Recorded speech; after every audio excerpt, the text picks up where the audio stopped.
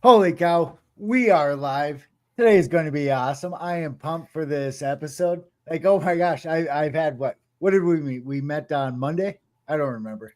About a week or so ago, but way to do the research and show prep. Yeah. Awesome. It's my SOP. Uh Perfect. Okay. Well, I am just gonna dive right into it. We'll start off with introductions and then I will describe the structure of the show, and then you and I will start talking. Introduction. I am Jonathan Geyer. Noteworthy note. I helped implement a health information exchange for the state of Minnesota. And in that opportunity, well, we were the most successful in the United States. Some of what we did here in St. Cloud, Minnesota was incorporated into the $10 billion Cerner contract. The big part of that, the opportunity that came with this HIE implementation was I was able to sit down and drink a cup of coffee with 30 some odd thousand veterans. And that's a big deal. I bring it up every episode. Why? Because it changed how I think. Uh, yeah, it changed my perspective, and the output of those interactions is going to be visible in this conversation. Another note, I coach boxing. I'm not sure if you can see it. Last night, I forgot to turn on the AI, the complexion AI, but I got some marks from sparring with a bunch of little kids. Why? Because it's awesome. So our boxing class maxed out, and we started streaming this on YouTube, and we've just crossed 320,000 views. Floyd Mayweather watches our show. Yeah, our boxing channel live stream has turned into a big deal. So right now, I am a coach for people all over the world, or a lot. It's been Our class has been an inspiration for people all over the world, and it's getting bigger and bigger. Okay, that is my spiel. This is awesome. Sean, you're up. How can I follow that? I just wing it. I recommend you do the same. That's tough.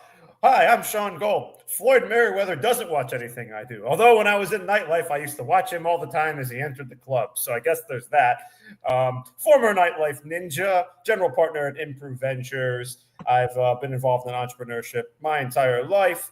I'm a two-time best-selling author.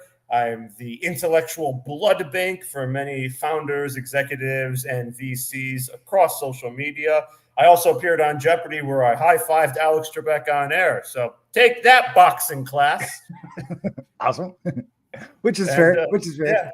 And I'm happy to be here. This will be fun. Oh my gosh. Oh my gosh. And yeah, actually, I speak to it a little bit in this article, but that's why I reached out to you. You have your profile pictures, you and Alex Trebek. How could you not reach out to somebody yeah. What an awesome profile. Thank you. Yeah. Before I describe the structure, I believe this conversation was meant to happen. Nothing but awesome. I'm excited to hopefully not let down your high standards. I'll do my best to have a deep thought, but a large conversation that's all encompassing. I like it. Okay, so structurally, we read a paragraph at a time, and then we'll discuss the context. For this one, normally standard when I don't have a guest, it's I write a newsletter of whatever I'm thinking, my thoughts, and then I personally describe some of the contextual details. I describe what I was thinking when I wrote it per paragraph. Why? Because words are a downgrade, thoughts are big, pictures are big, and words are less so.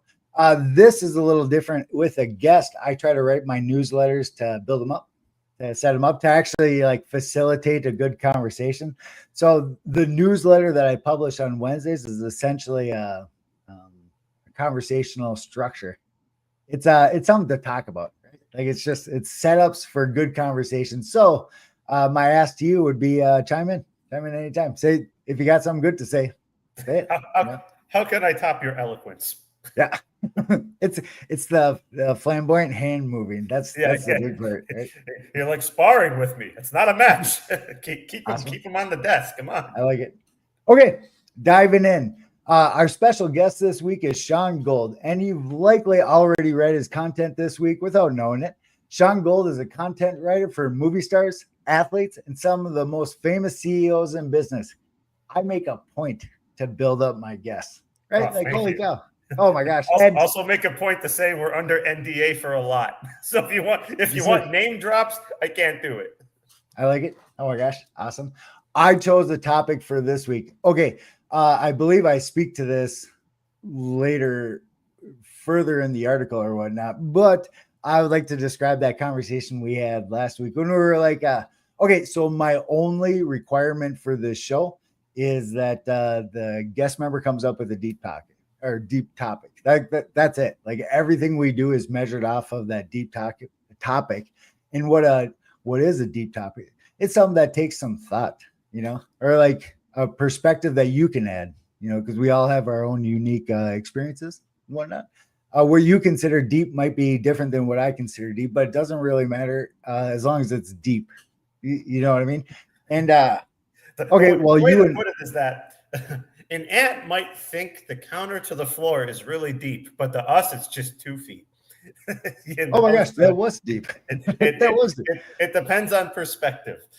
That's a relativity kind of thing, right? Yeah, there you go. It's all relative. Oh, awesome. Oh my gosh, I'm gonna dive into it. I picked the topic for this episode as Sean and I were BSing. Oh my gosh, I forgot my previous point. Yeah, we were trying to think what is a deep topic? Like what oh my gosh, you and I brainstormed. We tossed around a few different options before we settled on content for startups. And I'm deliberately pointing this out because what was our motivation for startups? It's something that you could do or we could do. This conversation could add value to them. Correct. Right?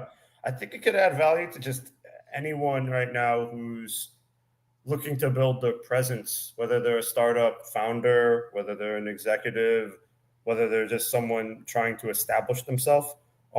The future really is going to belong to the people that can tell the best story, whether their story is their expertise in a specialized field, whether their story is what their product or service does better than their competitors, whether their story is, why they're the best in a certain role. We're entering kind of an AI and general intelligence world, and you can have everything generated for you, but you can't have your story crafted to the point without you actively being involved with it, just because it's your unique phenomena, your unique footprint, your unique fingerprint on existence, so to speak. And it's extremely important, especially now as the world is so interconnected. For instance, if I were to go to Google and search someone, some things might come up. If I were to go to perplexity.ai, a whole bunch of things would come up, even deeper. So you want to, if you want to be good at something or known for something, you have to be able to have a story behind it and tell that story every single day, that complete strangers around the world can identify with, resonate with, and want to be connected with you and want to know you and want to learn from you. Oh my gosh, I was active listening, but there was 2 points that I made a point to hold on to. First, like why does stories matter? And this is loaded. I already have an opinion on why they matter, but I'm curious to hear your take. Like I'm picturing like a hack, like a perspective hack or a mental. I don't think it's a why hack. did that stories work? It's just that it's ingrained in our species DNA. That's why every single culture around the world has mythology. They use the story to illustrate what not to do or what to do, and there's similarities, whether it's the monomyth or not. But we are creatures that evolved from sitting around a campfire and drawing cave drawings and telling one another stories to illustrate what to do, what not to do, lessons, or just to think bigger or to imagine what could be. So storytelling has never gone away. It's just that I feel like the connection to the stories within our DNA has been lost. And I feel like today that loss can be seen where the average person might know who the top influencers are on TikTok or Instagram or whatever the platform may be. They may not know their own mythology. They may not know their own history, whether it's the history of their country, whether it's the history of their city, whether it's their family history, whether it's the mythology associated with their belief structure. And because that's lost, I feel that people cannot tell their own personal stories because those stories did not care about views for example. They did not care about the algorithm. They cared about shaping the minds of the people that heard them so that they could have a productive life, so that they could actually go into the society they're part of, go into the world and create something and add to it in a positive way. And I feel like that's been lost. And if you could rekindle that, you can tell your own unique story and have that connection, whether it's with your customers, whether it's with your friends, whether it's with your peers, whether it's with your community. People don't know how to tell the stories. They don't know how to have conversations. They don't know how to sell. It is the repeating of what they see online rather than their own personal, unique perspectives, skill sets, and experiences Like a that group craft that think. unique phenomena. Correct. There is a hive mind, right? That is what social media is. It is like a collective consciousness gone berserk, right? And if you have all these notifications going off and you're locked into it, you're not going to have the individual, right? The individual aspect that comes. I'll give you a perfect case in point. One of my absolute favorite stories, because we're talking about storytelling. Yes, sir. and this Yes, sir. and this applies to life, but it definitely applies to entrepreneurship. There's a 14th century telling of the search for the Holy Grail. You know what Indiana Jones was looking for in the third movie, Monty Python is where I went. Yeah, exactly. You know that we know it, but in the story, the Grail appears to all the knights of the Round Table, then it disappears, and they all decide to go after that prize because it's worthy of questing, but not as a group, only as an individual, because to go forward as a group would be a disgrace. So each knight went to the forest where there was no path and where it was darkest, and they forged their own path. And the meaning of that is if you can see the path laid out before you, you're not on the adventure. You're on somebody else's path. You're just following the assembly line. You have to find your own individual path through life, your own individual story, and you have to use that to build out the life that you want and the life that is waiting for you. And if you don't follow that, the meaning of your individual career, your individual startup, your life is lost. It's lost. And we see that. We see that in people that just follow the same tried and true paths that seem now with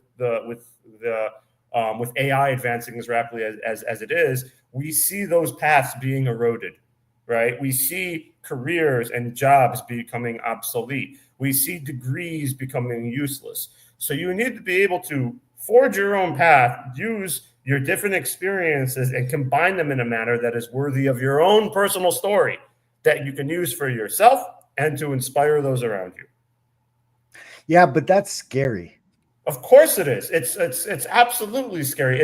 That is where the phrase the razor's edge comes from. Living on a razor's edge. I mean, because no one wants to do it. It's you have to have this. All good stories have a scary part. Okay. And the scariest part is not usually when there's the creature or the monster or the setback. It is the call to adventure.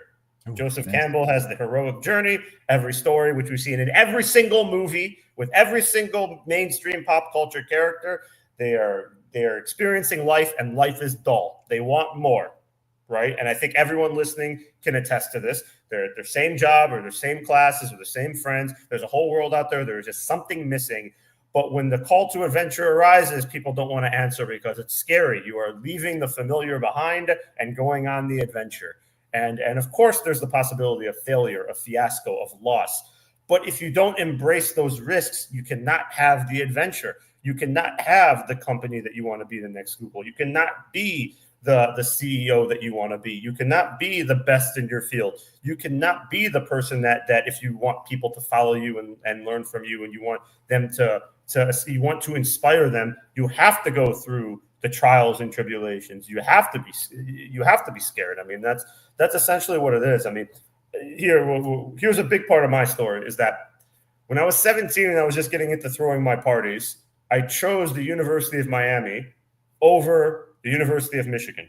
The University of Michigan was a far better school. It still is. It's light years ahead. Top 10 business school, I think. Far better programs, far better professors. The degree is worth much more. Everyone thought I was crazy. And of course it was scary because I didn't choose the safe school. I chose a school that was in closer proximity to what I wanted to do, which was throw parties and live in Miami and be involved in that scene. And there was no guarantee. There was no backup plan. There was no plan B. It was just I was going to do it and prove it. Was it scary? Of course. But if I didn't take that risk, if I didn't follow my own path and blaze a trail, then I wouldn't be here talking to you.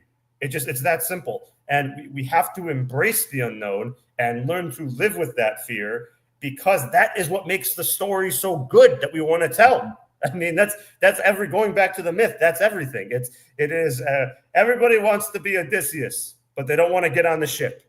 Okay. You want to have this big adventure that's going to stand the test of time with lessons, and you want to have the heroic ending, and you want to get the girl and find the treasure. The problem is that involves risk. That involves facing your fear. That involves facing the crippling doubt as you go into it. That makes you wonder, what am I doing? And that's a normal feeling of like, what am I doing? Why am I here? I think this is the biggest mistake. Yeah, of course. But it's part of the process for anybody. I mean, but any good story has a beginning, a middle, and the end. And it's always the middle where the hero starts to question himself, whether it's in the movies, whether it's in the novels, whether it's in the myths. There's always that middle part where it's darkest before dawn. And you have to keep going in order to survive, in order to overcome. The treasure you seek is in the cave you fear to enter. It's that simple. It's that simple. And that's what always makes a good story. Whether it's a LinkedIn piece with a beginning, middle, and an end where you can take something away, there is going to be lessons learned. And the lessons aren't just learned from thinking about it or asking ChatGPT to generate it. They are learned from blood, sweat, and tears. And that individual going through that so that others don't have to. Oh my God. I hope my audience, I'm an empath. I hope my audience is able to pick up on not only what you just said, but how you just said it. You're good. Oh, well, thank you. How that was expressed, how you were verbalizing that as we were just winging it here. Like, oh my gosh, that was awesome. I naturally watch every move you make or everything you do. And I'm not sure how to describe it, but I have the impression that was awesome.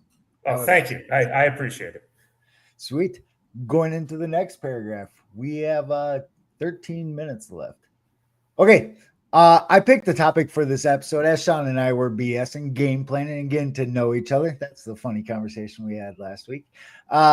Preparing for this week's newsletter and live. I did not deep dive research into Sean ahead of time. There again, like it was mostly a vibe. And you're standing next to Alex Trebek in your picture. Like, awesome. Yep. Thank you. We tried. Okay. And sent a easy to read deep thoughts invite, mostly on a correct vibe. He is I'm going to skip ahead. Content for startup thoughts. And this was the output of that conversation as we were spitballing what deep topic could we speak about this week? Where could we add an audience, other people, the most amount of value, right? Because it's not this is the criteria of the show is deep thought, right? Which could be self-promotion. Like it's all sorts of things are possible from that very high level kind of requirement, right? But generally speaking, adding people value just feels good, right? Of course. Yeah. That was the summation of that conversation. Content for startup thoughts. Oh my gosh. Yeah. So I personally thought of what criteria I would I wrote this article independent of Sean. I personally was thinking what variables I would consider as I was going through this. And that's what I bullet pointed here. I'm going to read a bullet point. And I'm curious to hear if it's wrong, if it's minimal or a minor kind of detail, not worth spending the cognitive cycles on. Yeah, I'm interested to hear your thoughts. I'm curious to hear what your process is. Content for startup thoughts. More often than not, I think of what I'll write in these newsletters as I'm writing. And this one is interesting for the reasons I just described. Example, content too extreme could easily take out a new, this is a good one. Content too extreme could easily take out a new company. And on the other side, too cheesy. Oh, you just spoke to that. And ineffective could produce a similar conclusion. Too cheesy is somebody else's story. It's the mean. It's the cringeworthy. I'm honored. I'm privileged. I'm curious. It's the cheese where the true extreme is, again, it could nuke a company. It could nuke a founder. I mean, if you want to be known as contrarian, great. And you want to incite fun and you want to get that engagement, great. But at the same time, you're going to have to deliver on something. And there are plenty of people that are too extreme that people just don't want to deal with. Or as I call them, founders. And it's actually it's more complicated than it sounds. Like, what if you, oh my gosh, this is going to speak to other deep thought things, but like, this is a rabbit hole. I'm just going to dip a toe in and then I'm going to come back out. Dip the toe. How do you measure extreme? Like, what is extreme? What is normal? Like, how do we measure that? Like, how does society come to that conclusion? How do you build a persona of normal? You map the population on a bell curve and then the mean. So extreme would have to be the outlier. But the questionable part is, what is the mean? What is extreme? And it's kind of a gut call. It's not like a quantifiable kind of thing. But to what you're saying is, even though it's a fuzzy, not quantifiable thing, it will still destroy your company to be too extreme, especially off the get-go. You get that label on you and nobody wants to touch you. You have to have a balance of actually providing value and real insights to your audience. And you can be known for your contrarian views and your extreme views. I mean, I'm not extreme by any means. I'm just honest. I mean, I post stuff 5 days a week on things that happen to me and what not to do, such as yesterday's post. If you're pitching your company, don't eat. Okay. I want to see that the ideas fire, not the Doritos. Okay. Because that happened not once, but twice. Okay. So people are sitting there and they're just like eating as they're talking, as they're doing the call. And it's like, we're not at dinner. Okay. We're at a Zoom call. Okay. Like, you put the chips aside, but things like that, where it's like, it's common sense, but it's not so common. And it's usually based on things that I've personally dealt with that I just jot it down. I mean, when it comes to startups and startup land, I feel like everyone involved has a ticket to the insanity. But there's people like me that not only have a ticket to the insanity, but have a notebook. And I take the notes on everything that I see happening to me and everything that occurs to me and all the craziness and all the insanity. And it's not extreme. It just don't do it. It's more of like, don't do this. And to me, for my personal following, as embarrassing as it is to say, like I care about a following, but apparently it's a thing. People actually learn because they don't want to become like the people I talk about. I did the same thing for nightlife years ago, where my social media presence was essentially telling people what not to do. Don't wear shorts and sandals to a nightclub. Think it's common sense? No, not so common. Don't say that you're going to spend X amount of money only for you to get there and say, I'm good for it, and you have nothing in your pockets. Because, I mean, it's obviously, I don't know you, and you're probably not good for it. So it's the same thing. So again, it's not that it's extreme. It might be extreme to some people, but that's opposed to being, like really extreme, like craziness, being like, okay, this company is terrible and this founder is an idiot. I'm going to tag the founder and I'm going to shout out what he's doing wrong and make fun of him. Like, that's a little crazy, as opposed to just being like, here's what we do and why we do it better than our competition, and then explain it. So that way you're kind of doing the same thing without being an insane, crazy person. Politically correct or professional. Not even politically correct. Not even just politically correct. I'm talking just like decorum. Like, just don't, like, it's not a matter of politically correct. It's a matter of saying like, here, let's scale that down. Instead of insulting this person and tagging them in the insult, let's not mention them, but let's allude to their company and not them personally, and why you're better in 5 easy bullet points that you can back up with your service offering or your product. Oh my gosh, that's awesome. We are in our last 6 minutes here, and I want to go through each one of these bullet points. They're cool. Lightning round. Let's go. I like it. What if the company requests, demands, or expects content quality that, in Sean's experience, consistently fails? Ooh, this is a good one. What if oh man, this is a deep dive for probably some other day, or maybe in the comments. What if the company wants you to do something that you know is bad, because if the content you produce is bad, they're going to blame you for it, even though you're producing something they asked you to do? Oh, this hits home. For sure. It's Essentially, I always tell them what I don't think is right, and what they want to do. At the end of the day, it's up to them. Nobody's ever blamed me for the content, for any of the missteps. Really? Or any, Oh my gosh. nobody. Awesome. I've never had a situation because, thankfully, most of the people I've worked with are sane, right? And I feel like if I had if You I need was a bigger hesitant, adventure. if I had hesitations about it, I would tell them, and they'd be like, "Okay, you're right." Right? Like, we shouldn't do this, or we should reframe it. And they listen, because at the end of the day, this is just part of their growth strategy or part of their presence or whatever. So it's not a big deal. But I have people that I have talked to that are insane I wouldn't work with. I mean, I had someone recently, I'm like the next Walter White. I'm in the empire business. And I'm like, okay. So, well, good luck with that. You've seen the end of the show, right? The empire collapses. Awesome. I don't think. Why don't you want to reference someone that is it's good, that actually was the hero walking away, that he did it, we're good. But no, so whatever. We'll not get into that, but that was a real thing that happened. Awesome. Next one.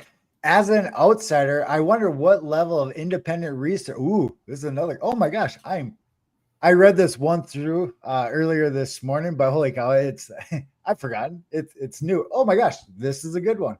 As an outsider, I wonder what level of independent research Sean needs to do to familiarize himself with the startup and produce the product or service. The startup and their product or service. Could he jump in blind?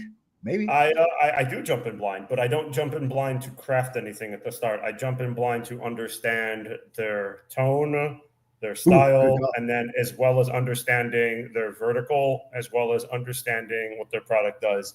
I mean, I've worked with so many different startups in so many different verticals. I mean, right now I'm in B2B SaaS, large language, LLMs, AI, cybersecurity, data privacy, multi-threading, e-commerce. Yeah, multiple ones in e-commerce, influencer marketing, venture capital, private equity. And you're describing that as each one of those being a vertical. Yeah, each one of those being a vertical. And of course, I mean, CMOs, marketing. So yeah, I've done so many. I mean, it's just a matter that I'm able to retain the information, do deep research competitors, talk with the clients to bring out, the stories they want.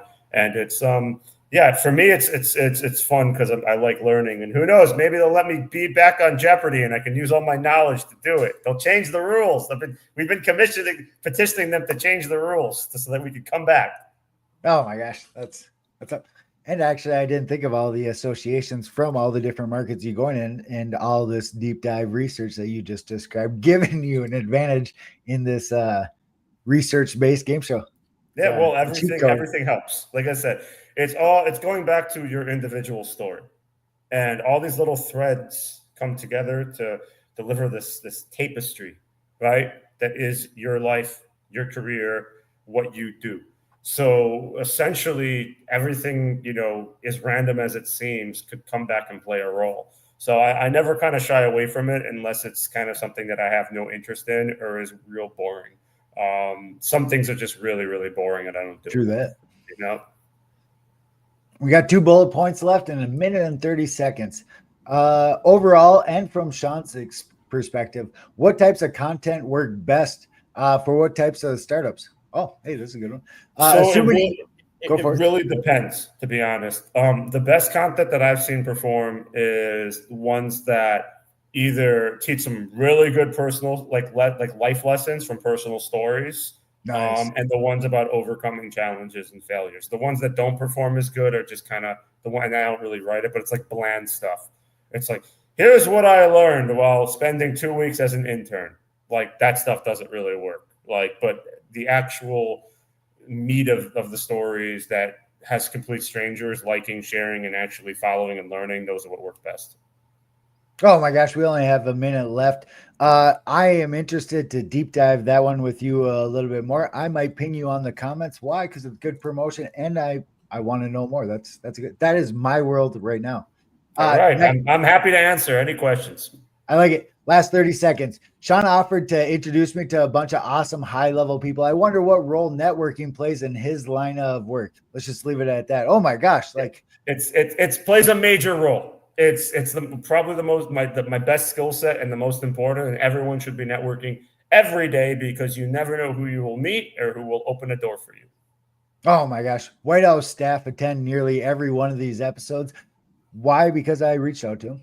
Or, that's If my you need real me to run something, Congress. the Department of Nightlife, I'm your man. I like it. Oh my gosh, we are at time. Closing thought. I just ambushed my guests with this one. One takeaway, one thing, one inspirational thing you could give our audience. Like what they should do. Content for startups. Like what can you give them in one sentence? I will give them a closing thought that for as long as they live, keep learning how to live. Oh my God, that was a good one. High five. Up top. Awesome. Sean, this was crazy cool. Thank you for being a guest. This was awesome. Everybody watching, I'll post the recording on Easy to Read Deep Thoughts. And oh my gosh, super cool. I appreciate it, Sean. Thank you for having me. Thank you. And then stream.